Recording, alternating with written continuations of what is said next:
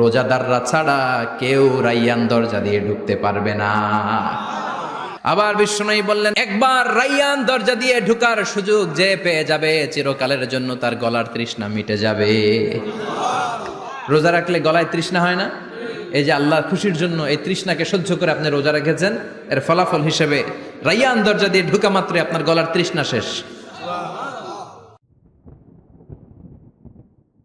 জান্নাতের ভেতরে আমরা ঢুকতে চাই।